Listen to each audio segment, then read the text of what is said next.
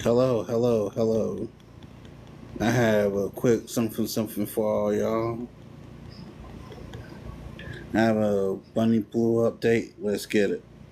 Okay, I just want to say thank you to BMAC Boys that are currently pushing this bike bus. It has panic. And it's that bus that got adult content creator Bonnie Blue in some trouble out in Bali.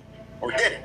After all the talk about her facing years in jail for allegedly making explicit pornographic material in a country that strictly forbids this, she was just in court and learned her fate.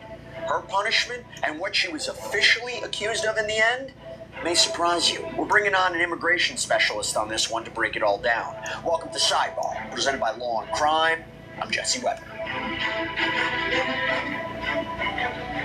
All right, what a transition this is, going from Bonnie Blue, who we'll talk about in a minute, to the perfect deal for the perfect gift this holiday season. Meet the Chef IQ Sense Smart Meat Thermometer, okay? All jokes aside, this is awesome. This is the secret to stress-free, flawless cooking. So whether you're a seasoned chef or you're just starting out, this smart thermometer, it guarantees perfect results every time. There's no more guessing. There's no more overcooking. You just insert it. You select your food, your cooking method, your preferred doneness. You relax. Your app is going to alert you when it's time to flip, remove, rest. Perfect food every time, from holiday turkey to prime rib, wings, brisket, salmon. It works for oven, grill, smoker, air fryer. You really can't mess this up. It is the gift that makes cooking stress-free and fun. Isn't that the point? And with my code SIDEBAR, you can save 30% off of site-wide at chefiq.com.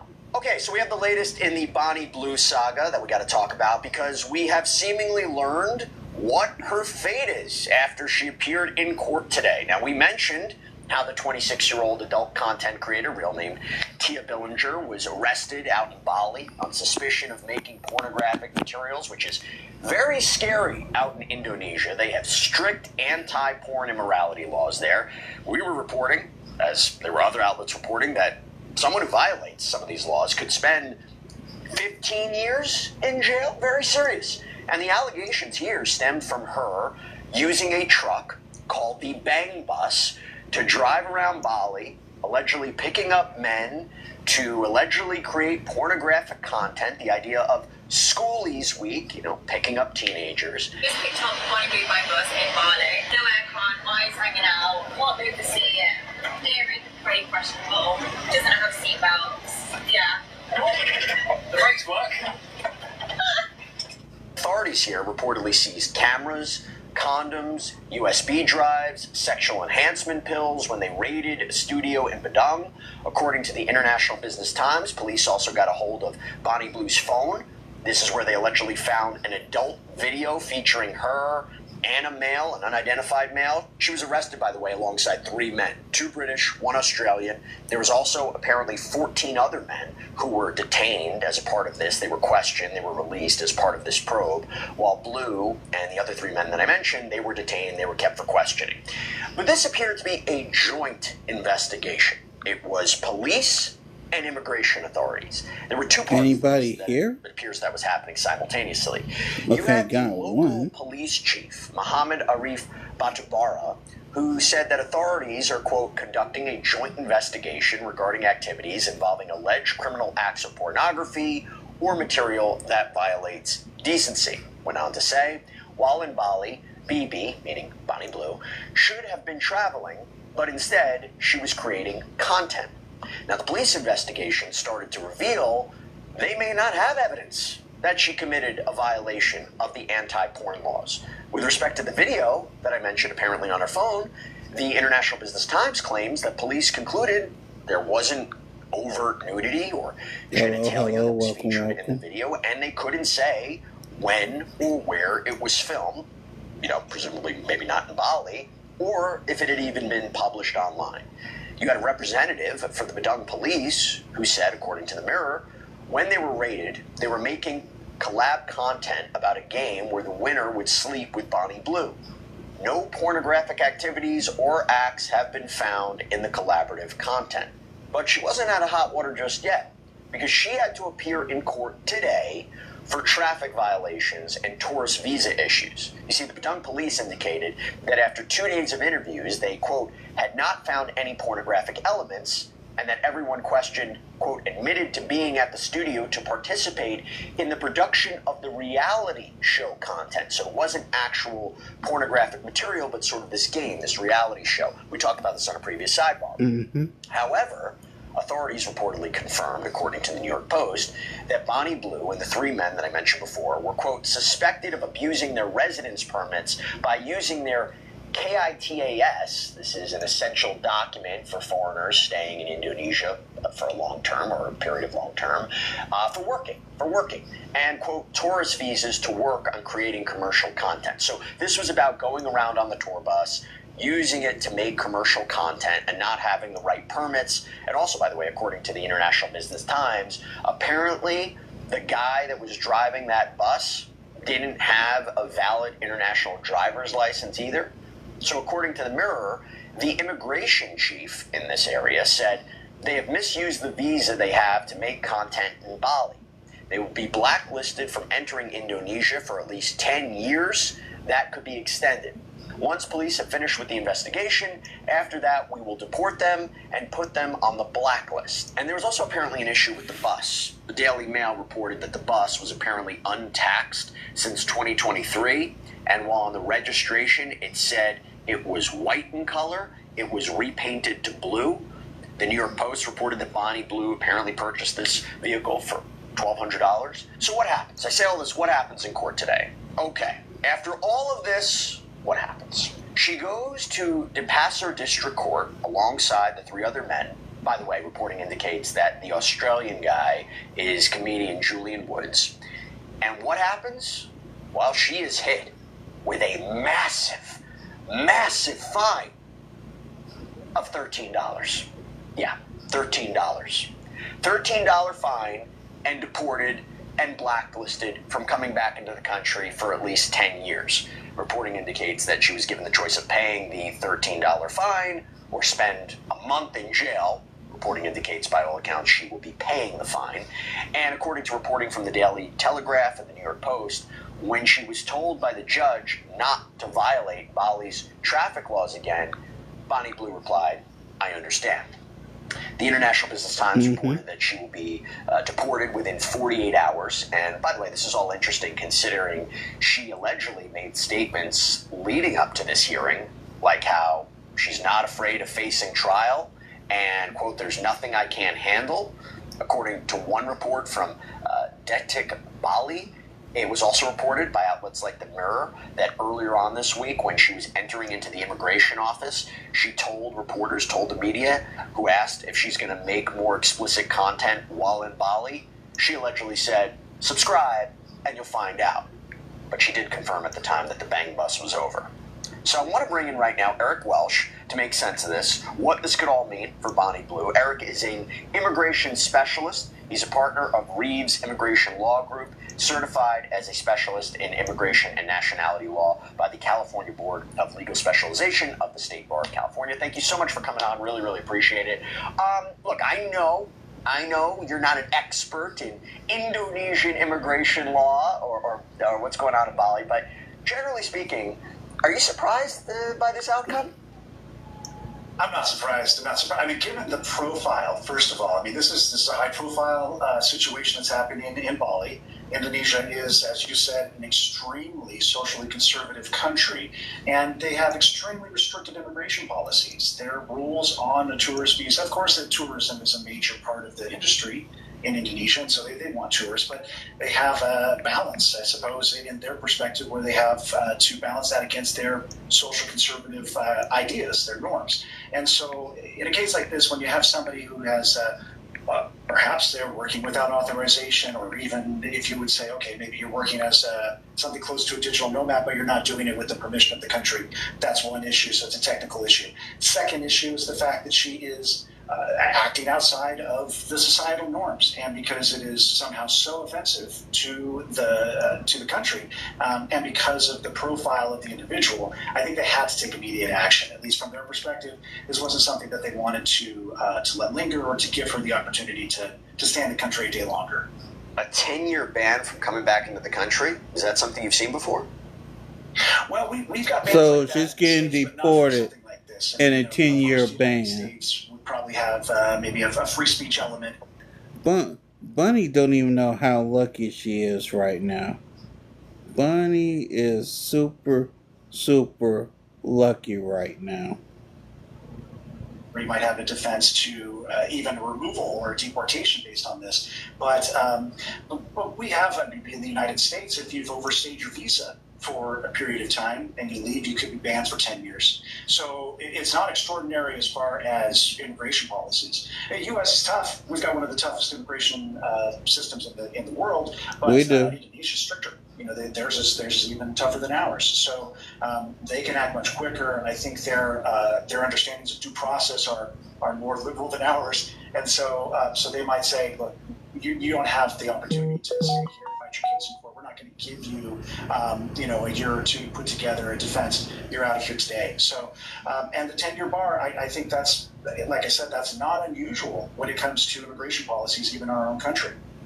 What happens if she, by the way, I don't know Bonnie Blue, but I imagine she's probably happy with this outcome for a variety of reasons, but the idea of, hey, let me just leave this country immediately, so not facing any sort of other legal repercussions. What happens if she tries to come back to Bali? Or let's say there's a layover and she goes to the airport there. I don't know. What would happen in a situation like that? Well, so it depends, right? So on the layover situation, she might have special Tap permissions screen, to tap travel screen, to the tap country. screen, please. We've got permits Please like tap that, screen, tap screen, transit tap screen, visas please. that don't allow you Please to tap leave the screen, tap airport. screen, If you tap do, it's a screen. violation, you can be prosecuted. Please tap screen. And they might be more restrictive for her. They might not give her such permission. I would imagine if she made an attempt to re-enter without permission, she's not given advance permission to come in. I imagine she'd be summarily deported. We've got a process here in the States. It's called expedited removal and also reinstatement of removal, which means that if a person has been deported, they come back, they don't have to go through a process again. ICE, the enforcer in our country, can simply say, we've already got a warrant, you're out of here. We already ordered you deported. So, they can catch her at the border, they can catch her anywhere, and she wouldn't even have an opportunity for a process, most likely. She should be sent out again. Can you explain to our viewers and our listeners what she did that warranted this? Why this is such a big deal? So obviously they didn't find evidence of her making pornographic material. If that was the case, we'd be talking about an entirely different situation here. Exactly. The idea of not having the right tourist visa, not having the right permits to do work. Why is this such a big deal? What did she do wrong? What are we seeing in Indonesia and other areas? Why this is such a big deal? Well, I think on the one hand, you've got the policies about working without permission, which every country to some extent has got rules about who can work in the country, right? So it's protective of the native population, their ability to get jobs, right? So we've got rules in the States too that say if you're here as a visitor, you can't work. You can't work for a U.S. employer.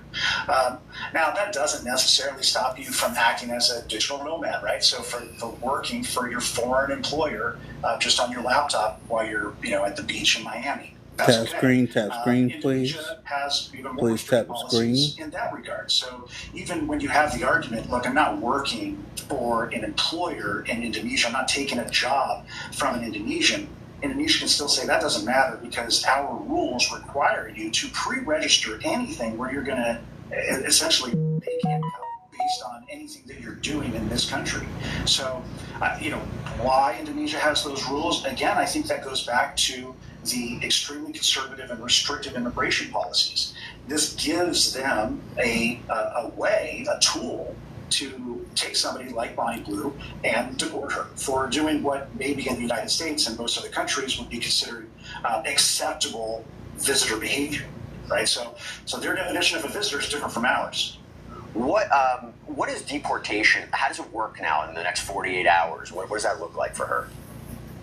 Well, so as I understand it, for Indonesia, it's extremely fast, and so they're just going to say, look, you're out of the country. They might give her the opportunity to get herself on a plane, pack her own bags, or they might detain her and escort her and put her onto a chartered flight. But one way or another, they're going to want to get her out of there as quickly as possible. And based on everything I've seen, they're able to do that. So it seems to me like she's not going to be in the country more than, probably a few more hours. By the way, one of the things that I really wanted to have you on for as well is because it was reported that she had these immigration immigration interviews that lasted, I mean, I think maybe over a few days, maybe several hours. What do you imagine those immigration interviews were like? What was she questioned about? Is she entitled to a lawyer at those hearings? What are they looking for? How do they work? We hear, let me tell you, we cover police interviews all the time. We cover interrogations all the time. What's an immigration interview look like? Yeah, well, so at least in my experience of immigration interviews, when ICE or when someone else from DHS wants to talk to an individual or talk to somebody who knows that individual, it's because they're building a case. Just like in a criminal case, this is a civil proceeding, so it's not criminal. And as a civil proceeding, it might be a little more permissive with the rules of evidence and with notice of interrogation and things like that.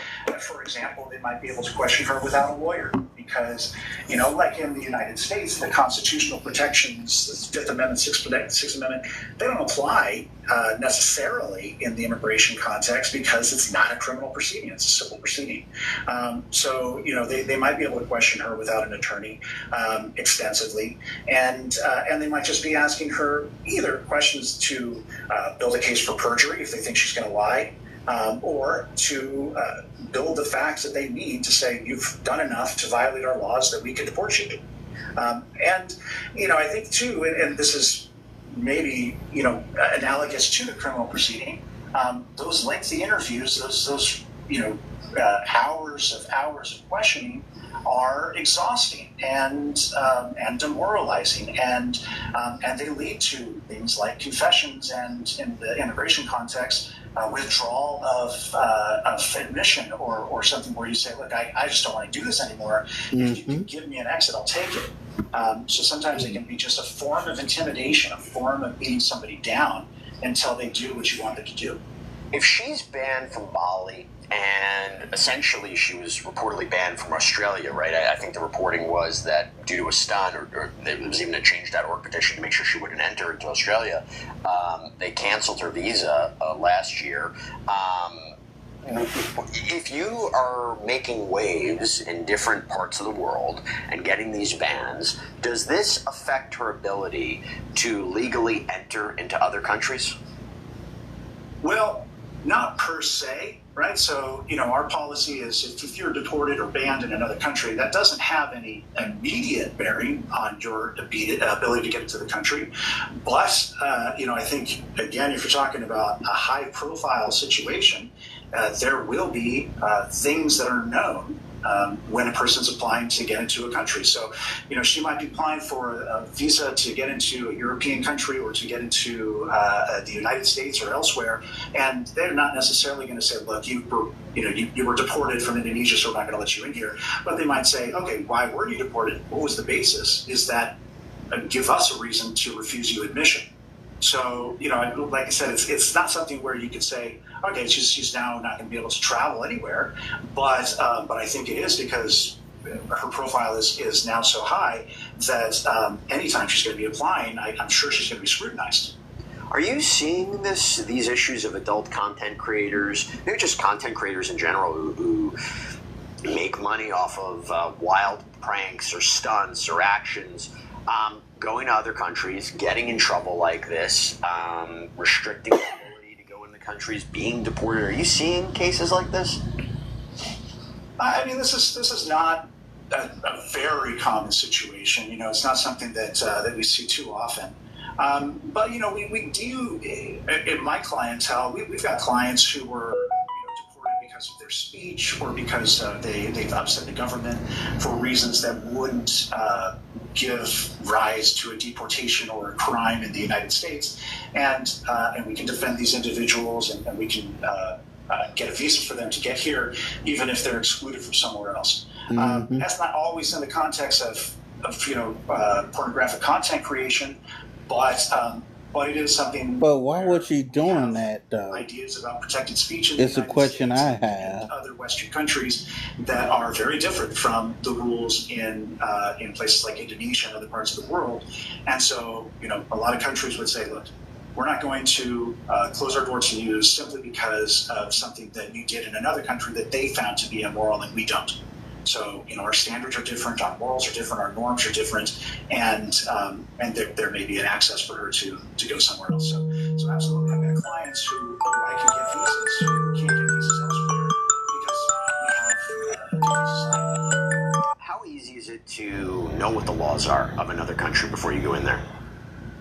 Very hard, very hard. It's hard enough to know what American immigration laws are for Americans. I mean, it's kind of, all systems of immigration law are weird and archaic because they're built over time, piecemeal, based on experiences, changes of government from year to year. You know, even here in this country, as we've seen, our immigration policies in 2025 are very different from our policies in 2024.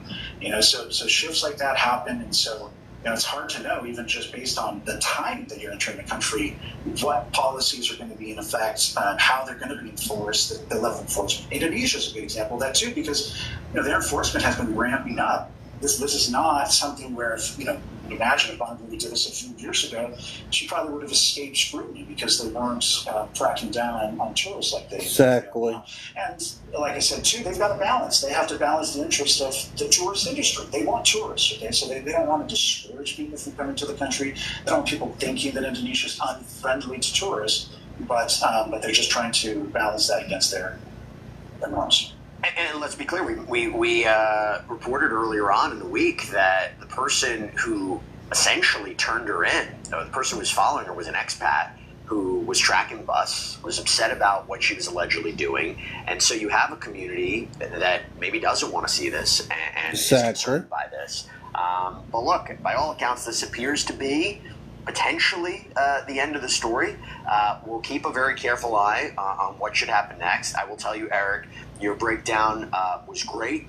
We have a full, better understanding of immigration law, but I also have to say, phenomenal hair. My gosh, I mean, I'm jealous. I'm jealous a little bit. It looks phenomenal. Right back at you. You know, and I think that's the most important moral of the story. Eric Welsh, that's great. Thank you so much for taking the time. Appreciate it. My pleasure. Thank you. And that is all we have for you right now here And on that's Sidebar, it. everybody. Good Thank you night, so much for y'all. joining